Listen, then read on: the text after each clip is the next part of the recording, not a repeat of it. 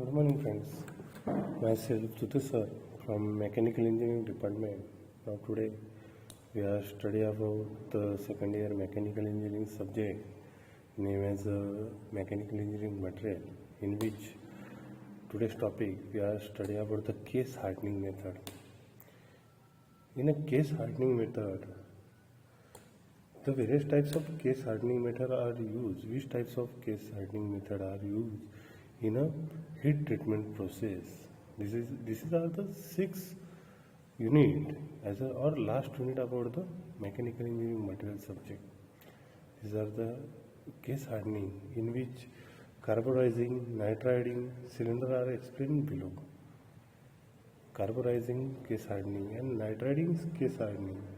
These are the topics, the processes about the carburizing case hardening, nitriding case hardening, and also the advantages about the carburizing case hardening, nitriding case hardening, typical uses and method about the case hardening process are studied in this lecture.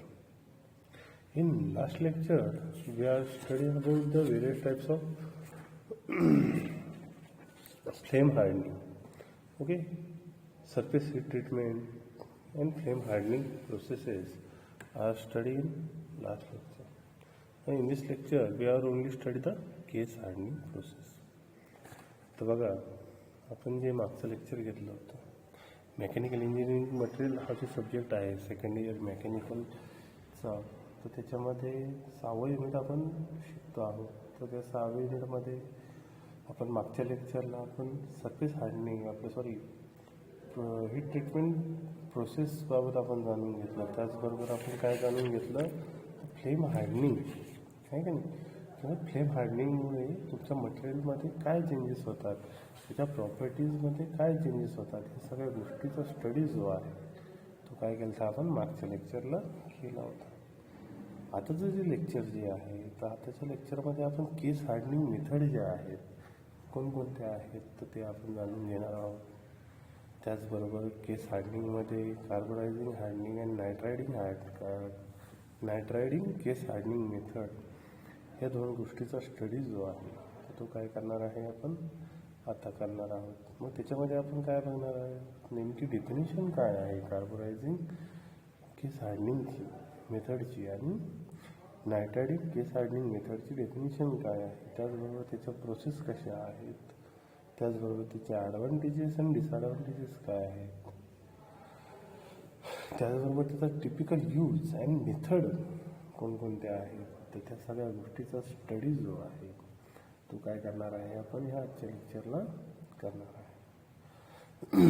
तर first one आहे केस hardening. मग केस हार्डनिंगमध्ये what, Y, how,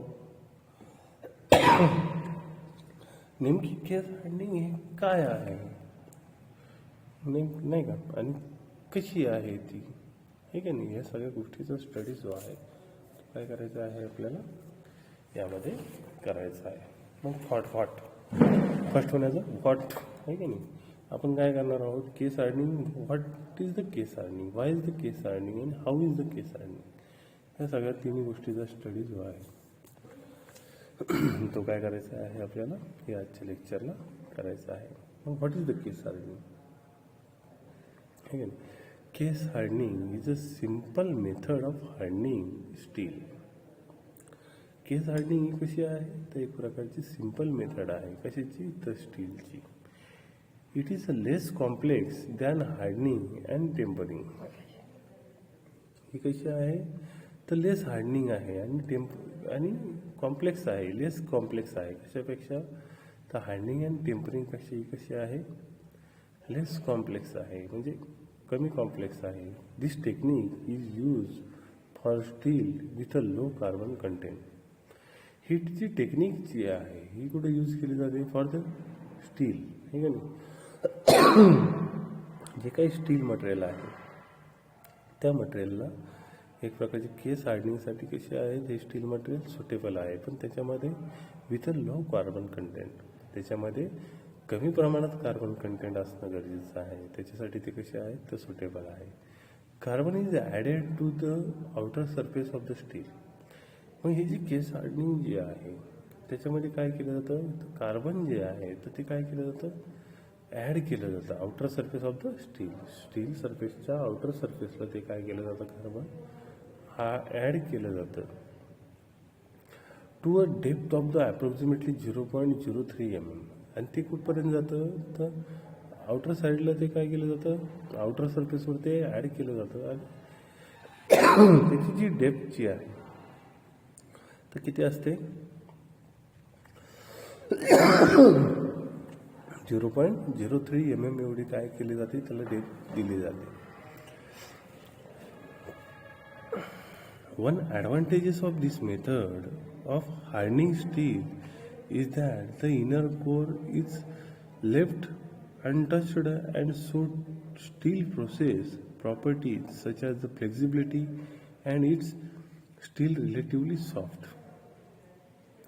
मग हे जे फायदे काय आहेत, याचे नेमके फायदे काय आहेत की केस हार्डनिंग करण्यामागचे, तर त्याच्यामुळे काय होतंय, hardening of the steel is the inner core is left untouched, and so steel process properties such as the flexibility.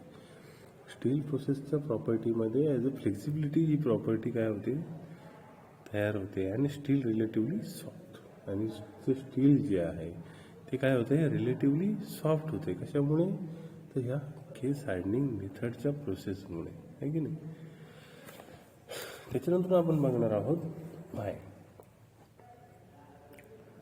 मग व्हाय म्हणजे काय, व्हाय केस हार्डनिंग मेथड. नेमकी केस हार्डनिंग मेथड काय आहे, some components required good toughness but very hard and wear resistance surface. काही component हे जे काय आहेत, तर रिक्वायर्ड गुड आणि टफनेस चांगली असणं गरजेचं आहे की नाही. जे काही कॉम्पोनंट आहेत तर ते कसे असणं गरजेचं आहे, चांगल्या प्रकारचे, आणि त्याची टफनेस जी आहे ती चांगली असणं गरजेचं आहे. But very hard and wear resistance surface, पण ते कसे असणं गरजेचं आहे अजून, तर व्हेरी हार्ड असणं गरजेचं आहे, आणि विअर रेजिस्टन्स सरफेसेस त्याची असणं गरजेचं आहे. त्याच्यावर कोणत्याही प्रकारचं करोजन प्रोटेक्ट होता कामा नये, अशा प्रकारचे काय असणं गरजेचं आहे, हे मटेरियल असणं गरजेचं आहे. Specially part rotating against each other, ठीक आहे. स्पेशली तिचे पार्ट जे आहेत rotating against each other, example gear engage to each other and rotating at several 1000 RPM. Example जर द्यायचं झालं तर gear engage in each other, दोन गिअर आहेत तर ते काय केले जातात, एंगेजिंग केले जातात which each other and several 1000 RPM नुसार ते काय केले जातात, रन केले जातात, आहे की नाही. त्यावेळेस काय होतंय, तर गिअर टीथ रब against each other and also exert bending forces on each other, आहे का नाही. त्यावेळेस ते गिअर काय केले जातात, सेव्हरल 1000 RPM ते काय करतात, रोटेटिंग केले जातात. त्यावेळेस काय होतंय, त्याच्यामध्ये रब अगेन्स्ट इच अदर, ते एकमेकाला रब होत आहेत, आहे की नाही. अँड एक्झर्ट बेंडिंग फोर्सेस, त्याच्यामुळे काय होतंय, एक प्रकारची बेंडिंग फोर्सेस त्याच्यामध्ये निर्माण होत आहेत.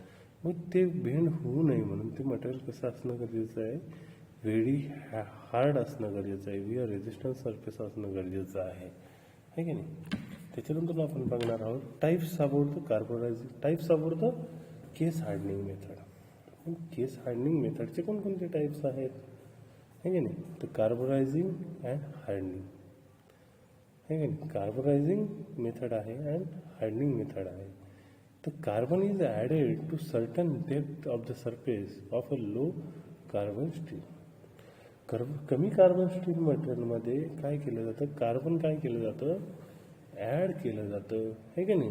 त्याच्या एक समथिंग डेप्थमध्ये ते ॲड केलं जातं. मग त्याची मागच मी डेप्थ सांगितली 0.03 mm एवढ्या डेप्थपर्यंत ते काय केलं जातं, ॲड केलं जातं by using the carbonising case hardening मेथडमध्ये. द कंपोनंट इज हार्डनेड व टेअर कार्बोनायझिंग. त्याच्यामुळे काय होतं, जो कंपोनंट जो आहे तो काय होतोय, हार्ड होतो ॲज अ टेअर कार्बोनायझिंग प्रोसेसमुळे, आहे की नाही.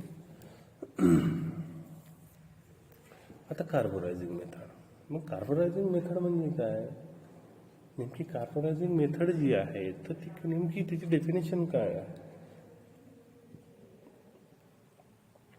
The carburizing method of introducing carbon into solid iron based alloy such as the low carbon steel in order to produce a hard case. ह्याची कार्बोनायझिंग प्रोसेस जी आहे, carbonising method जी आहे of introducing carbon into solid iron, आहे की नाही. एक प्रकारचं carbon जो आहे तो काय केला जातो, सॉलिड आयरनमध्ये तो काय केला जातो, डीप केला जातोय. म्हणजे सॉलिड आयरनमध्ये तो काय केलं जातं, त्याला एक कोटिंग केली जाते alloy such a low carbon steel in order to produce a hard case. आणि जे लो कार्बन स्टील मटेरियल जे आहे त्याच्यामध्ये कार्बन ॲड झाल्यानंतर त्याच्यामध्ये काय होतं, हार्ड केस त्याची तयार होते. Also called as a cementation. त्याला आपण काय म्हणतो, एक प्रकारचं सिमेंटेशन असं म्हणतो. Increase carbon content of steel. त्यामुळे काय होतंय, तर कार्बन कंटेंट जे आहे तर त्याच्यामध्ये काय होतंय, त्या मटेरियलमध्ये इन्क्रीज होत आहे. त्याच्यामुळे त्याची हार्डनेस जी आहे ती वाढल्या जाते, आहे की नाही. Surface by the absorption and diffusion. त्याच्यामध्ये काय होतं, एक प्रकारचं ॲब्सॉर्प्शन आणि डिफ्युजन त्याच्यामध्ये होतं आहे का नाही, तुमच्या कार्बोनायझिंग प्रोसेसमध्ये, आहे का.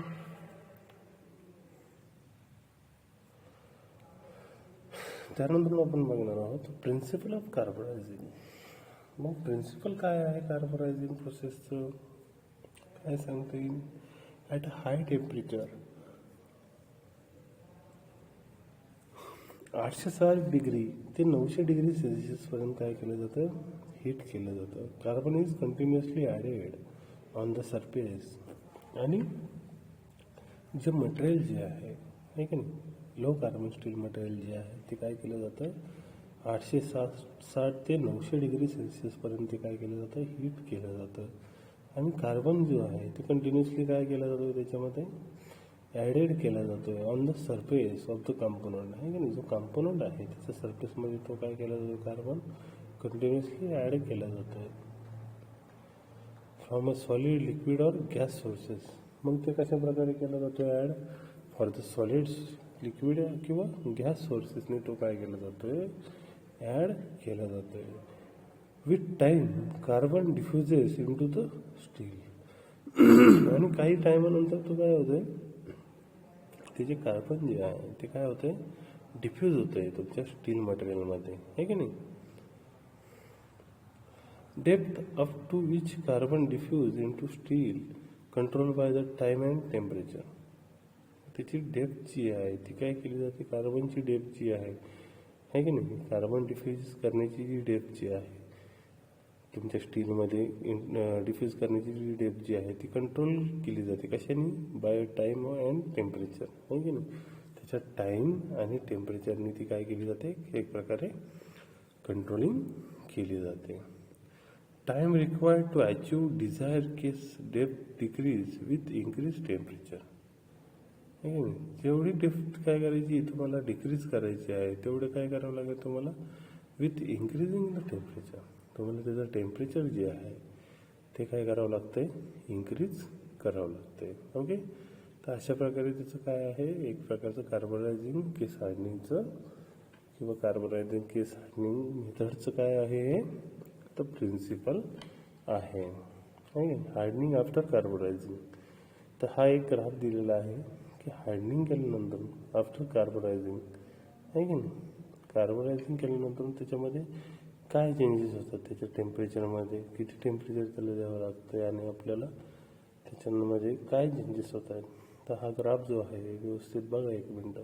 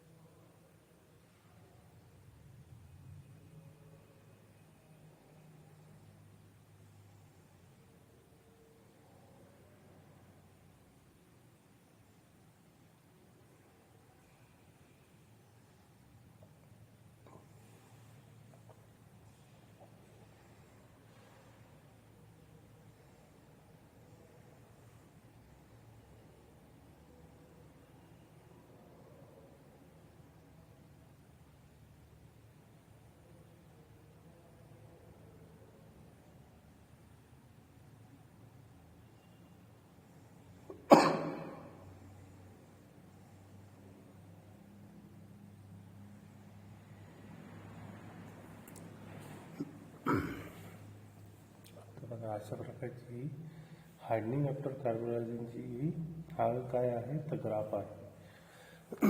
त्याच्यानंतर बघा हार्डनिंग आफ्टर कार्बोनायझिंग आहे का नाही. It is necessary to carry out carbonising at a temperature above AC temperature for the steel. मग त्याच्यासाठी हार्डनिंग करताना कार्बोनायझिंगची हार्डनिंग करताना तर टेम्परेचर जे आहे तर ते काय असणं गरजेचं आहे, AC टेम्परेचरच्या अबव असणं गरजेचं आहे. It is necessary to carry out carbonising at temperature above A3 आहे का नाही. ज्यावेळेस हार्डनिंग करायची आहे आपल्याला by using the carbonising case hardening method.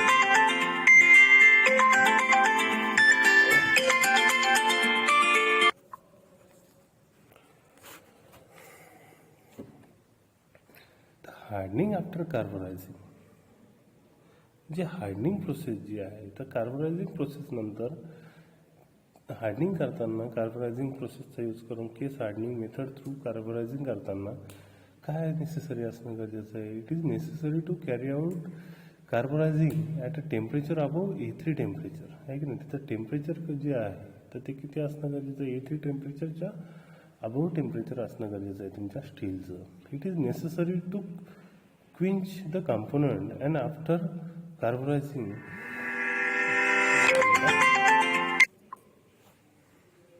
the carbonizing process hardening after carbonizing. It is necessary to carry out carbonizing at a temperature above A3 temperature for the steel. है की नाही. कार्बोनायझिंग प्रोसेस करताना त्याला hardening process आपण म्हणतो आणि hardening करताना त्याचं टेम्परेचर जे आहे तुमच्या स्टीलचं तर A3 टेम्परेचरच्या अबव टेम्परेचर असणं गरजेचं आहे. It is necessary to quench the component after carbonizing to achieve the desired hardness आहे का नाही. ते कसं असणं गरजेचं आहे. It is necessary to quench the component आहे का नाही. क्विंच करणं गरजेचं आहे कंपोनंट तुमचं after carbonizing to achieve the desire hardness, जेणेकरून त्याला तो अचीव करू शकतो. त्याला जेवढी लागते तेवढी हार्डनेस जो आहे तर तो काय करू शकतो, अचीव करू शकतो. म्हणजे एक प्रकारची हार्डनेस जी आहे तो क्विंच केल्यानंतर ती हार्डनेस अचीव करू शकतो आहे का नाही.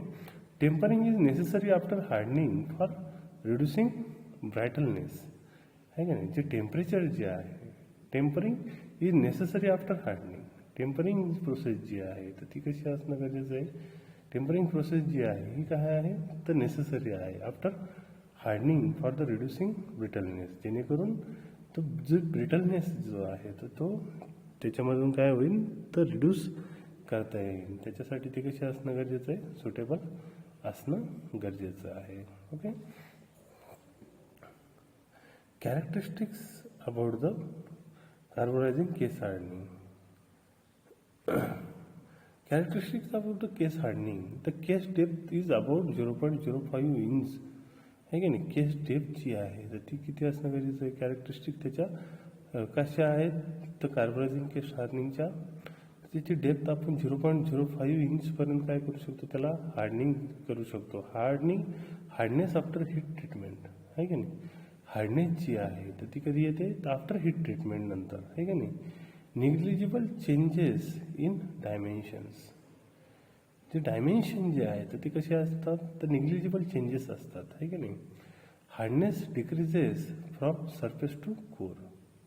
जे हार्डनेस जी आहे तर ती काय कशी असते तर decrease to surface to core, decreases to surface to core आहे की नाही. तर अशा प्रकारचे काय आहेत ते कॅरेक्टरिस्टिक्स आहे तुमच्या सरफेस हार्डनिंग आपलं केस हार्डनिंग कार्बोनायझिंग केस हार्डनिंग प्रोसेसच्या.